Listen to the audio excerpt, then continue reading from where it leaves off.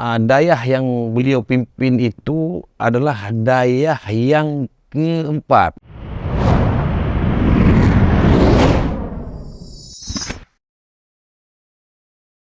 Bismillahirrahmanirrahim. Assalamualaikum warahmatullahi wabarakatuh. Salam generasi humanis yang berbahagia. Rasulullah pernah bersabda bahwa al-ulama warasatul anbiya. Ulama itu adalah waris para nabi. Aceh yang terkenal dengan sebutan Serambi Mekah itu menyimpan segudang ulama dalam historisitasnya, dalam kesejarahannya. Dalam kesempatan ini ya kita akan coba menguak ya sirah daripada salah seorang ulama yang lahir di Ibedeh, Kabupaten Aceh Barat dulu ya. Kalau sekarang kan namanya sudah Kabupaten Nagaraya, yaitu Tengku Haji Abdul Manaf Husni. Kebetulan ada bersama kita anak daripada beliau, yaitu Dr. Sahminan, Magister Agama, sangat dikenal di kalangan mahasiswa kampus UIN Miri. Beliau pernah menjadi direktur di NG Development Center, Pusat Lembaga Bahasa UIN Miri. Kemudian pernah menjadi wakil dekan bidang kemahasiswaan dan kerjasama pada Fakultas CA dan Hukum UIN Miri. Dan saat ini beliau adalah sebagai Kepala Ma'had Jamiah UIN Miri. Jadi untuk memperbincang, mengetahui seluruh bagaimana kiprah daripada ulama Naganraya atau dikenal dengan ulama di ujung Fatihah, yang di sana beliau memiliki pesantren, maka telah hadir bersama kita narasumber dalam kesempatan ini. Saya sapa dulu ya, Dokter. Ya, Assalamualaikum. Salam. Ya, ini senang ini kita bisa bersua dengan kesempatan yang berbahagia ini. Tapi izin saya berdiskusikan tentang Tengku Haji Abdul Manaf bin Mahmud ya. Ya, bin Mahmud ya. Tadi saya sebutkan bin Husni ya.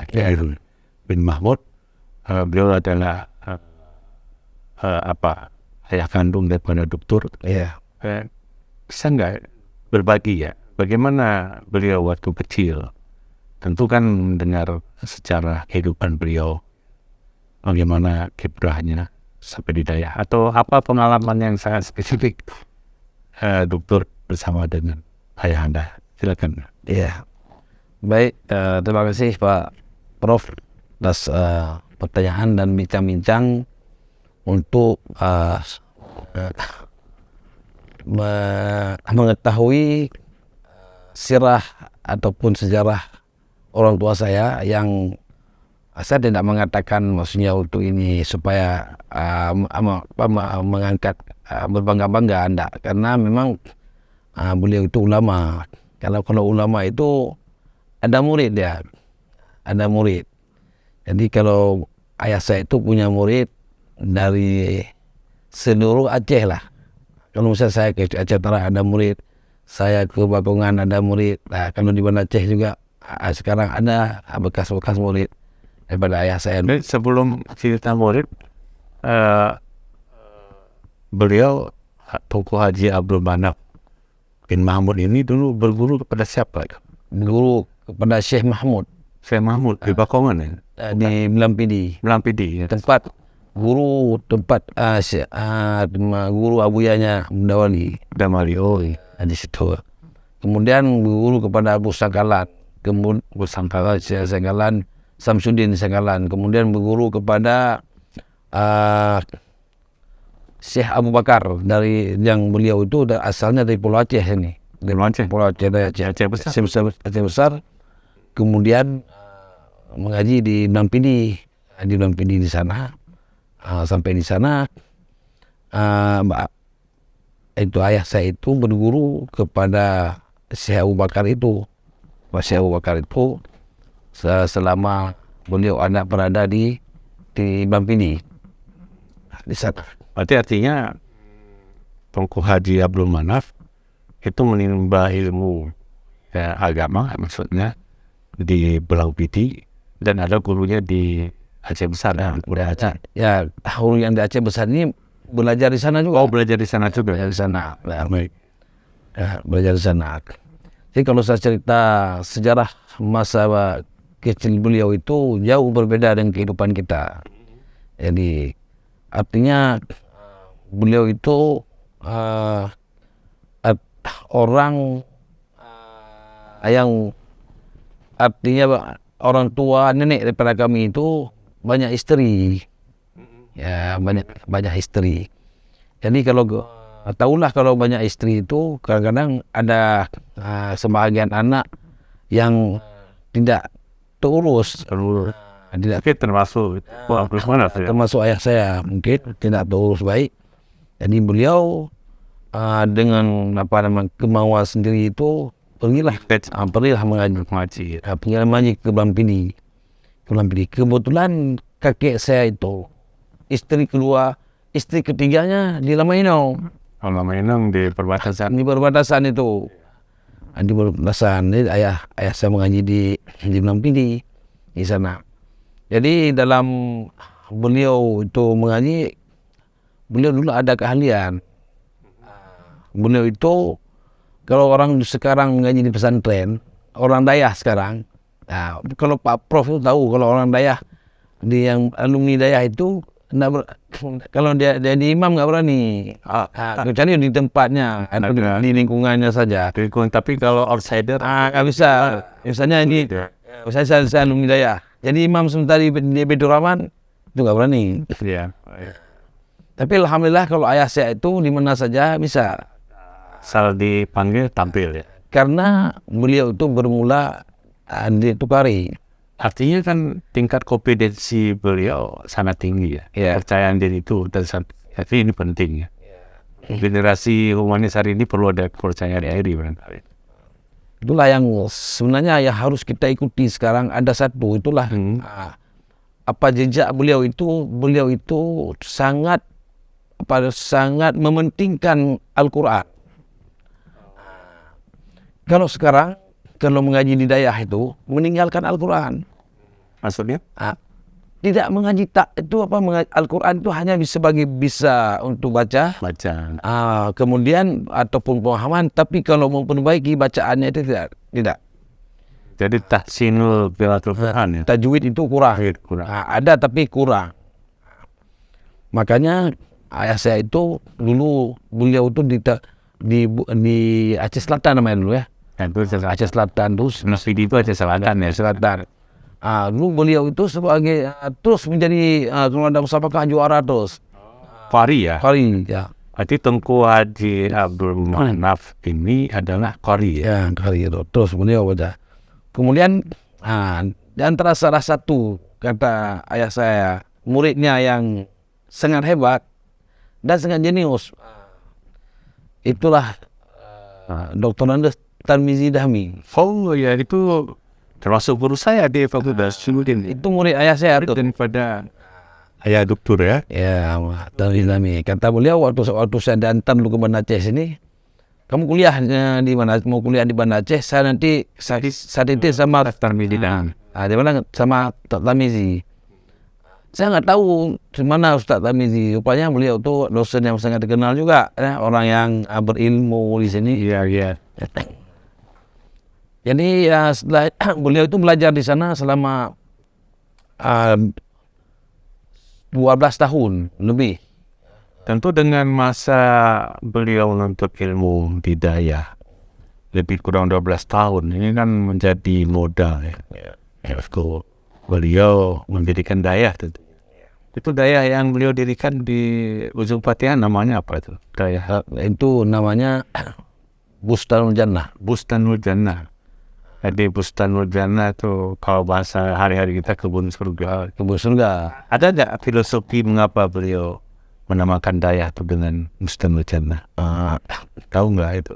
Begini, kalau filosofinya saya pikir beliau itu membuat namanya itu Bustanul Jannah karena Dayah yang beliau pimpin itu adalah Dayah yang keempat. Maksudnya keempat dari namanya itu perjalanan beliau rilah ilmiah beliau. Dari rilah ilmiah beliau itu pesantren yang keempat. Artinya apa maksudnya? Karena kita tidak punya pesantren sendiri. Setelah beliau mengaji di Blampidi di Bustan Babul Huda di Blampidi itu pada Syekh Mahmud, kemudian beliau berguru pada Syekh Abu Bakar. Syekh Abu Bakar itu membuat pesantren di Guhang. Ya. Guhang itu jalan potong di Blampidi itu di Guhang. Ada di situ namanya pesantren. Beliau mengajar di situ, ada pesantren dan banyak murid di situ. Termasuklah ayah saya berguru di situ. Ketika pimpinan Abu Guhang meninggal, anak beliau itu masih kecil, nggak ada penerus. Abu Guhang. Jadi penerus daripada daya itu tidak ada. Tidak ada. Pesantren itu diteruskan oleh ayah saya. Maka saya lahir di Guhang. Jadi Saya lahir di Guhang. Ya. Tapi tidak ditulis. Dari apa? Jadi dokter ternyata lahir dari suasana daya nih. Ya, di pesantren itu lahir di situ. Kemudian karena dulu namanya mama saya itu, umi saya itu anak pertama, dan kakek saya itu cucu pertama, maka saya diambil di pesantren, bawa pulang ke kampung sana ke Nagan. Jadi orang tua saya tetap mengajar di situ. Kemudian perjalanan rihalah ilmiahnya di Nagan itu ada sebuah pesantren sudah mati, nggak ada orang lagi. Namanya Darul Muta'allimin di Nigan. Di Nigan ya. Ya, Nigan. Nah, di Nigan itu jeram masuk ke dalam. Ya. Darul Muta'allimin di situ. Dekat Kerulintang itu. Nah, Nigan. ya, Nigan namanya. Sampai dia pesantren di sana, musyawarah lah orang-orang tokoh-tokoh di sana bahwa pesantren ini bangunannya hebat, tapi orang nggak ada. Jadi tuturnya cukup lah untuk masa itu ya. Kemudian murid tidak ada. Berpikirlah mereka ini bahwa kita ada putra orang daerah yang sekarang itu mengabdi di Guhang di sana. Dibujuklah ayah saya untuk pulang. Akhirnya dengan komitmen untuk membangun daerah, pulang beliau.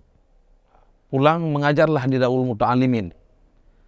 Ketika beliau pulang ke situ, mengajar di situ 7 tahun, apa yang terjadi? Murid-murid beliau terus ikut. Dari Blampidi ikut. Yang daya yang pertama tadi. Ya, dari sini ikut ke sana. Darul Muta'allimin. Dia ikut ke sana. Yang daya dari Guhang. Dari Guhang ikut ke sana, banyak ikut. Ke Nigan. Dia ikut dari 1-2 sampai rame. Dan sampai hidup pesantren itu, maka disitulah terjadi kolaborasi dengan daerah-daerah lain. Makanya ada dari Aceh Utara itu menantu Pak Profesor Besan, Pak Profesor Hasbi Amiruddin ya. Itu murid ayah saya, letting pertama di sana. Nigan. Kemudian Dr. Insinyur Haji Agus Salim, mantan Warik 3 Insyaallah. Almarhum. Itu murid ayah saya pertama. Itu. Kemudian Dr. Andes Samsuar Malian, murid ayah saya. Jadi yang di kalangan dosen Pak Tamiz Dami itu letting di sana. Ya, di Blampidi tadi ya. Ya, kami murid dari sana. Banyak murid-murid beliau yang sudah berhasil. Kapasitas masing-masing. Baik. Dari Nigan itu membentuk Bustanul Jannah itu bagaimana kisahnya? Dari situ perjalanan yang panjang dan sangat kalau kita katakan sekarang fenomenal. Sangat fenomenal karena di saat ayah saya memimpin pesantren itu telah maju, kemudian beliau tahulah kalau orang sudah dianggap karismatik seperti itu, dan kebetulan kakek saya itu alhamdulillah diberi Allah orang berharta, ada harta dari kakek ya. Ada kakek. Jadi kakek kalau sawah itu luas, kebun ada dan sebagainya. Jadi kalau ayah saya itu ke sana, berapa dia mau, misalnya mau menggarap tanah berapa luas, nggak ada saya sewa berapa luas. Jadi karena ayah saya buat banyak murid, misalnya untuk menggarap tanam padi. Memang itu tradisi kita di daerah kan Ya, sebagai bagian pengabdian santri kepada guru. ya. Jadi Menggarap sawah guru kan gitu. Abu tidak bekerja. Yang garap sawah orang pesantren semua buat padi semua. Dan akhirnya inilah kita ada kemakmuran. Belilah Honda pertama Astuti 70 itu. Yang saya pakai sekarang itu. Ya, benar-benar. Itu masih ada. Masih sama ya. Belilah itu. Itulah pertama awal dari fitnah. Ketika beliau memiliki sepeda motor. Beli sepeda motor. Karena dianggap apa ya? Ini tradisi Dayak sudah di luar daripada apa? Artinya kalau bahasa Aceh, masa buya krung, buya tamu, udah buya krung rezeki. Orang lain belum ada beli Honda di kampung.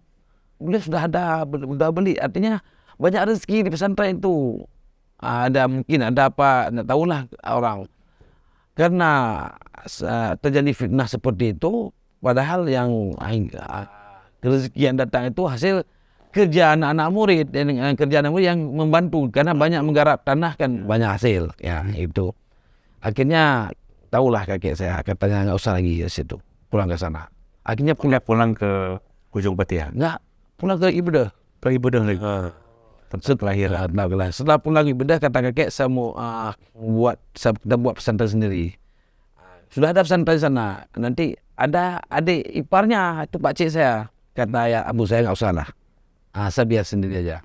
Akhirnya dalam masa vakum seperti itu, diajaklah memimpin pesantren Darul Falah. Darul Falah di daerah mana? Di daerah Ibu Profesor Eka Simliani. Ya, sir. Itu di dekat rumah profesor itu. Ya. Di Jeram itu, di Darul Falah, di belakang rumah beliau itu ada namanya Darul Falah. Beliau pimpinlah di situ 5 tahun. Sambilan memimpin di situ, ayah saya itu pergilah ke Ujung Patiha, belilah kebun sedikit. Kebun di situ, tanam pisang, tanam kelapa, tanam.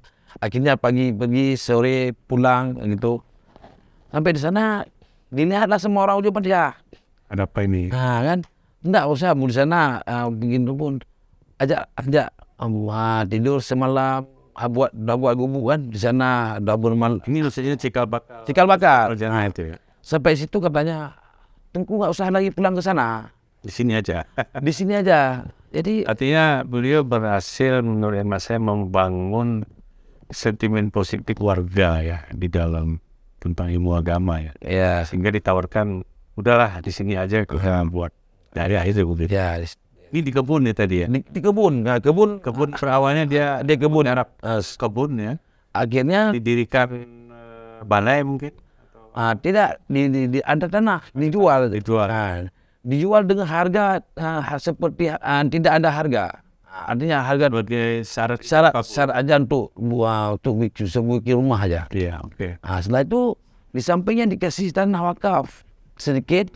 Wakaf buatlah pesantren. Maka dari situlah filosofinya Bustad. Bustad itu kan kebun. Kan?